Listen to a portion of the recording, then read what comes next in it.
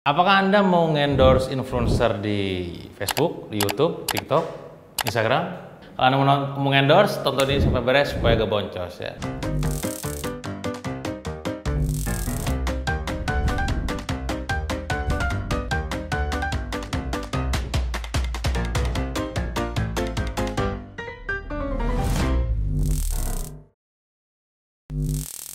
Oke teman-teman, jadi banyak banget nih teman-teman yang lain di Indonesia, alumni-alumni kita juga, terus juga cerita-cerita dari kawan-kawan yang memutuskan untuk endorse gitu ya, seorang influencer atau mungkin kawan-kawannya, tapi akhirnya berujung pada sebuah penyesalan ya.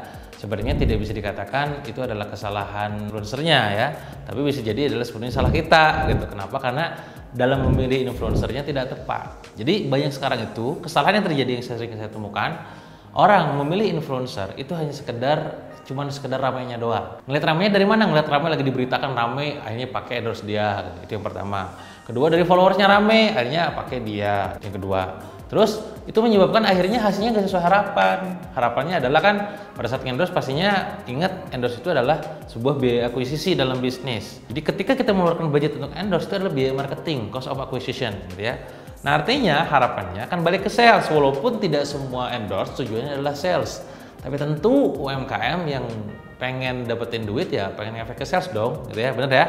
Nah maka kita itu nggak bisa cuma ngeliat dari ramainya doang, ramai pemberitaan di lapangan di luar, sama ramai dari follower. Terus yang bener gimana Kang kalau mengendorse? Nomor satu, catat Anda baik-baik. Satu, ketika Anda pengen endorse, yang pertama harus Anda lihat adalah niche-nya.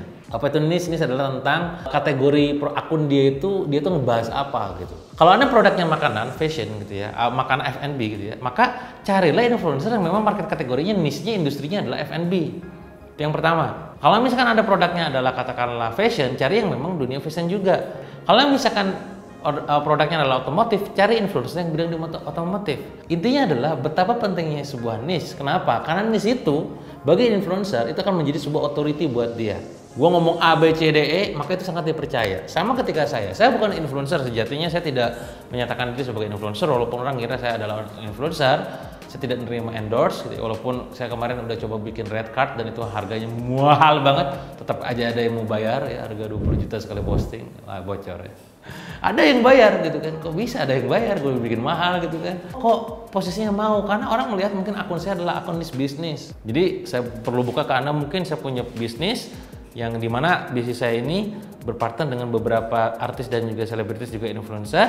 Pada saat kita launching peluang usaha, alhamdulillah qadarullah angka saya itu tuh 40 kali lipat data mereka. Nah kenapa? Karena niche saya bisnis, tapi niche mereka kan artis, ngefans bukan karena bisnisnya. Nah, itu betapa pentingnya kita harus mencari influencer yang sesuai dengan niche. Kalau niche saya bukan makanan, kalau Anda ngendorse bisnis makanan ke saya, mungkin besar makanan Anda gak laku gitu ya. Kalau Anda jualan baju, jualan apapun fashion misalkan ke saya, ya mungkin gak laku.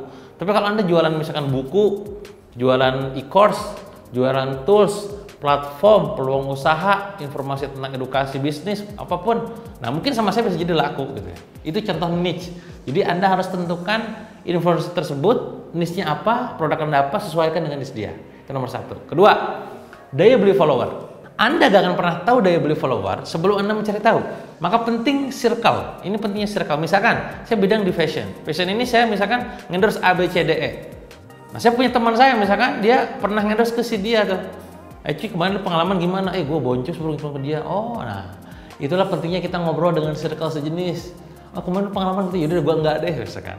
Nah, yang kedua adalah cek daya beli. Karena kadang follower banyak, belum tentu daya belinya gede. Bisa jadi followernya dikit, daya beli gede. Maka kadang makanya kita tidak heran ada orang expert di Instagram menyarankan, yowes kalau kayak gitu, mencari saja nih nano influencer, tapi banyak, tapi dia punya daya beli misalkan, gak jadi masalah. Sekali nomor dua, pastikan daya belinya tinggi. Dari mana taunya? Kepo-kepo aja sering. Dari orang-orang yang pernah endorse ke dia, ya. Atau misalkan dari cara komen-komen dia, minat-minatnya kayak gimana. Ketiga, engagement rate.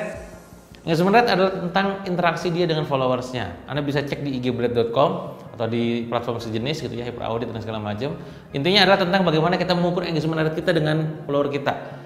Kalau Anda pengen endorse ke orang, ke influencer, ke selebgram gitu ya, carilah akun yang engagement rate-nya di atas C, berarti B, A, A+, gitu ya. Kalau udah D, E, itu udah susah tuh. Kecuali memang E itu, dia mungkin E, tapi nomor satunya, katakanlah tadi dari segi niche-nya dan daya belinya tinggi ya, silakan aja jadi pertimbangan. Tapi kalau misalkan akunnya di bawah 1 juta, harus pastikan cari yang memang CBA, ABC gitu ya. Syukur-syukur bisa nyampe A dan A+. Saya punya pengalaman ketika engagement rate saya maka view story saya dikit.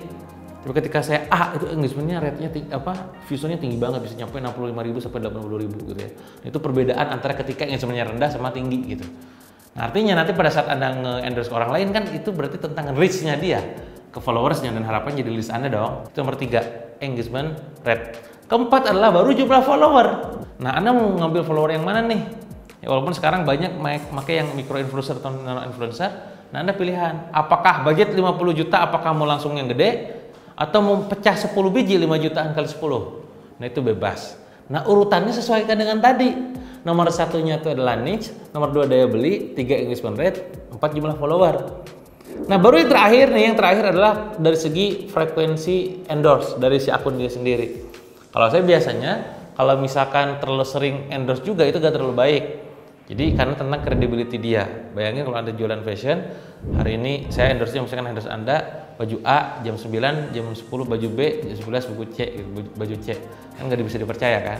Ini menjadi pertimbangan tuh. Kalau dia semakin sering, kurangi. Atau pertimbangan lainnya adalah tidak sembarang media, tidak sembarang jenis produk yang dia endorse.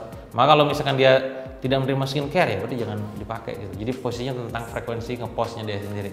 Tapi minimal sih kalau saya sih 4 tadi udah sangat penting ya.